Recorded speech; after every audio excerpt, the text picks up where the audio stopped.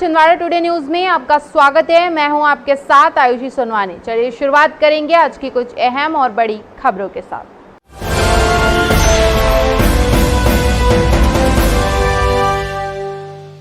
विद्युत विभाग की बड़ी लापरवाही के चलते युवक की हुई मौत। विद्युत विभाग की लापरवाही के चलते जुन्नारदेव बिलावर कला निवासी अरुण यदुवंशी, जिसकी उम्र 22 वर्ष बताई जा रही है, की मृत्यु हो गई। दरअसल 1,11,000 केवी बिजली के तार बहुत नीचे झूल रहे थे, जिसकी चपेट में आने से युवक की मौत हो गई।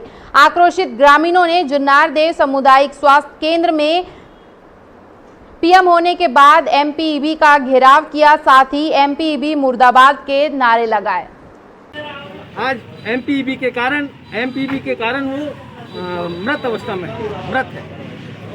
एक हुए थे 1 महीना पहले। अगर ये समय पे हो जाता तो इससे जो है क्षति नहीं होती। पूर्व में भी दिया गया आवेदन। हम चाह रहे हैं कि एमपीईबी में जो जिम्मेदार कर्मचारी है उसके ऊपर कार्रवाई हो, उसके ऊपर केस बनाया जाए। जैसे हमको सूचना मिली थी कि बिलावर तार झूलने के कारण एक युवक की मृत्यु हो गई है। इसके संबंध में गाँव वासियों में आक्रोश है। पूर्व में भी उन्होंने एमपीईबी को आवेदन दिया था कि वहाँ से फोन आया जाए, तो समय रहते एमपीईबी के द्वारा कार्रवाई नहीं की गई। वाटरशेड ऑर्गेनाइजेशन के द्वारा बीज वितरण का कार्यक्रम हुआ संपन्न। 15 ग्रामों के 225 स्व सहायता समूह के परिवारों को निःशुल्क सब्जी के बीज का वितरण किया गया। ब्लॉक हर्रई के ग्राम बटका खापा में स्व सहायता समूह मनरेगा अंतर्गत जल संवर्धन, मुद्रा आरक्षण, जैविक खेती हेतु प्रोत्साहित किया गया, जिसमें छिंदवाड़ा जिले के विकासखंड वाटरशेड ऑर्गेनाइजेशन ट्रस्ट द्वारा 15 ग्रामों के 225 स्व सहायता समूह के परिवारों को निःशुल्क 9 प्रकार की सब्जियों के बीज, लौकी, टमाटर, मिर्च, मूली, बैंगन, करेला, ककड़ी, भिंडी, बरबट्टी, राहर के बीज वितरित किए गए। सहयोग से जो है चलता है। और आज का कार्यक्रम, चूँकि ये कोविड पीरियड चल रहा है, कोविड रिलीफ को लेकर के जो है आज का कार्यक्रम रखा गया है, जिसमें स्वयं सहायता समूह की महिलाओं के लिए 15 गांव के 225 स्वयं सहायता समूह की महिलाओं का चयन किया गया है पंचायत के माध्यम से, जो ये बीज वितरण जो है कार्यक्रम का आयोजन किया गया है। मुख्यमंत्री शिवराज सिंह चौहान ने गंजबसौदा में हुए हादसे में घायल मरीजों से की बात। साथ ही उन्हें आश्वासन दिया कि सरकार उनके साथ खड़ी है, किसी भी प्रकार की चिंता ना करे। साथ ही उन्होंने इस ऑपरेशन में लगे जवानों और अधिकारियों की हौसला अफजाई भी की। घटना स्थल का निरीक्षण किया। रात से ही जैसी जानकारी मिली, प्रशासन सक्रिय हुआ। कलेक्टर, एसपी, एडीजी, कमिश्नर, हमारे प्रभारी मंत्री विश्वास सारंग बिना पलक झपके रात भर से राहत कार्यों को स्वयं अपनी निगरानी में करा रहे हैं। चिकित्सा शिक्षा मंत्री विश्वास सारंग ने गंजबसौदा हादसे को लेकर अपडेट दी। बता दें, घटना की सूचना मिलने पर चिकित्सा शिक्षा मंत्री विश्वास सारंग देर रात ही घटनास्थल पर पहुंच गए थे। बचाव और राहत कार्य पर जानकारी देते हुए उन्होंने कहा कि रेस्क्यू कार्य लगातार जारी है। 19 लोगों को अभी तक सुरक्षित बाहर निकाल लिया गया है। 3 शव बरामद हुए हैं। सरकार की बड़ी घोषणा, मृतकों के परिजनों को 5 लाख की सहायता राशि दी जाएगी, वहीं घायलों को 50,000 रुपए दिए जाएंगे। माननीय मुख्यमंत्री जी ने घोषणा की है कि जिन परिवारों के लोग मृतक हैं उनके परिवारों को 5 लाख रुपए की सहायता सरकार की ओर से मिलेगी। जो घायल है 50,000 रुपये, जो चले गए उनको हम ला नहीं सकते, पर उनके परिजनों की सहायता के लिए माननीय मुख्यमंत्री जी ने घोषणा की 5 लाख। गंजबसौदा हादसे को लेकर गृह मंत्री नरोत्तम मिश्रा ने कहा कि बहुत ही दुखद घटना है। कुएं का धसकना, अब तक 3 शव मिल चुके हैं, वहीं 8 अभी भी लापता हैं। राहत दल द्वारा रेस्क्यू कार्य लगातार जारी है। बच्चा खेलते हुए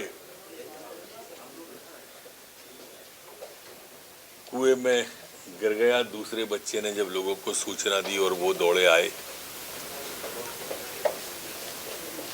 उसके बाद यह घटना घटी। कुएं का धसकना एक दो बार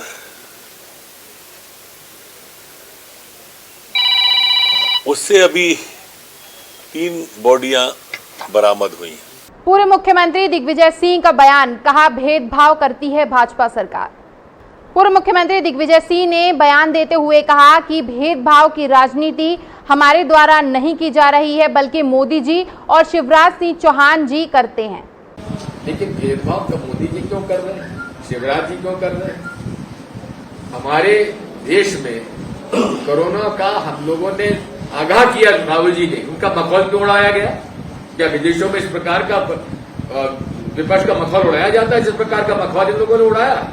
अगर राहुल गांधी जी की इन्होंने बात मानी होती तो ये हालत नहीं होती, ऑक्सीजन के लिए तरसते नहीं रहते लोग बाग। विधायक लक्ष्मण सिंह ने भाजपा सरकार पर गंभीर आरोप लगाते हुए बयान दिया है कि यह मेरे जीवन का पहला ऐसा क्षण है जिसमें 12 तारीख को प्रश्न पत्र जारी हुआ। प्रश्न पत्र जमा करने की निर्धारित तारीख 15 थी और मुझे 15 तारीख को ही प्रश्न पत्र मिला, जिससे साफ जाहिर होता है कि सरकार नहीं चाहती कि विपक्ष कुछ करे। ये प्रजातंत्र का अपमान है। मेरी विधानसभा अध्यक्ष से अपील है कि सत्र की अवधि बढ़ाएं और प्रश्नकाल समय को की तारीख बढ़ाएं। और मैंने 40 वर्ष के अपने संसदीय जीवन में ऐसा कभी नहीं देखा कि 12 तारीख को ये पत्र जारी हुआ है। 3 दिन का समय दिया गया है सारे विधायकों को प्रश्न जमा करने का, 3 दिन का समय।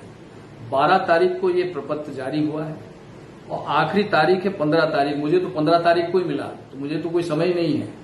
कांग्रेस मीडिया समन्वयक नरेंद्र सलूजा ने बयान देते हुए कहा कि गंजबसौदा में घटित घटना बेहद दुखद है। पूर्व मुख्यमंत्री कमलनाथ ने इस हादसे की जांच के लेकर कांग्रेस की एक कमेटी बनाई है, जो जांच कर पीड़ित परिवार से मिलकर अपनी जांच रिपोर्ट प्रदेश कांग्रेस कमेटी को सौंपेगी। रेलवे स्टेशन पर जीआरएफ की टीम ने कार्रवाई करते हुए 30 लाख रुपए बरामद किए हैं। आयकर विभाग की टीम ने भी शुरू की पड़ताल। 19 वर्षीय युवक कार्तिक गुप्ता के पास से 30 लाख रुपए बरामद किए गए हैं। हावड़ा मुंबई मेल में सवार घामपुर का निवासी है कार्तिक। तेंदुखेड़ा थाना क्षेत्र के अंतर्गत मंचलों से परेशान छात्रा ने की खुदकुशी। शिवराज सरकार में महिला सुरक्षा की लगातार पोल खुलने के बाद भी शिवराज सरकार महिलाओं की सुरक्षा के प्रति गंभीर नजर नहीं आ रही है।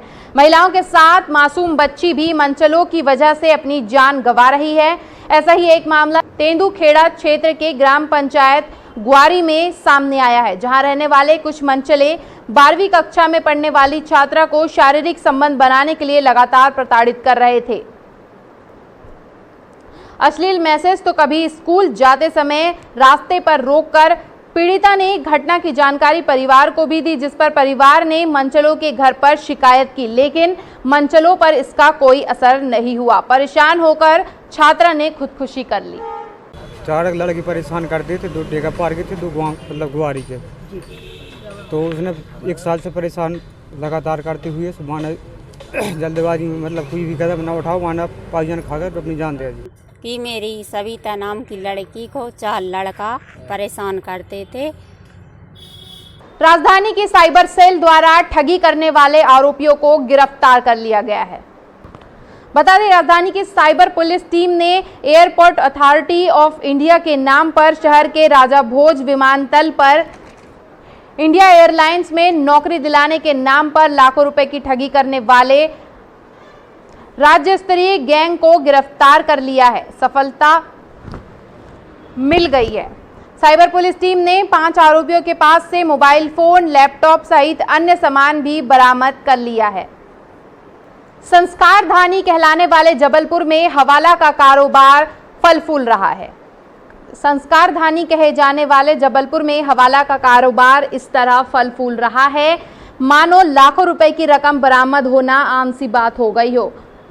हर 15वें दिन में हवाला का एक बड़ा कैरियर रेलवे स्टेशन से दबोचा जा रहा है। हवाला की रकम कि हेरफेर के लिए रेलवे एक बार फिर मुफीद रास्ता बनकर उभरा है। दरअसल बीते गुरुवार देर रात को जीआरपी थाना पुलिस ने मुखबिर की सूचना पर मुंबई हावड़ा मेल से सफर कर रहे एक शख्स को प्लेटफॉर्म नंबर 1 पर पूछताछ के लिए जैसे ही पकड़ा तो उसके कब्जे से 30 लाख नकदी बरामद कर लिए। पकड़ा गया शख्स जबलपुर के गमापुर का रहने वाला है, जिसका नाम पुलिस ने कार्तिक गुप्ता बताया है। कार्तिक ये रकम जबलपुर से ले तो जरूर जा रहा था, लेकिन यह रकम किसकी थी इस बात की जानकारी उसने लंबी पूछताछ के बाद भी नहीं दी। साफ है जब रकम हवाला की है तो इसके वारिसों का तो अता पता ही मुमकिन नहीं था। बहरहाल जीआरपी थाना पुलिस ने मामले की सूचना आयकर समेत जीएसटी विभाग के अधिकारियों को दी है, जिन्होंने जीआरपी थाने पहुंचकर पकड़े गए युवक से पूछताछ की। अब पूरा मामला हवाला से जुड़ता हुआ दिख रहा है, जिसके चलते आयकर और जीएसटी की टीमें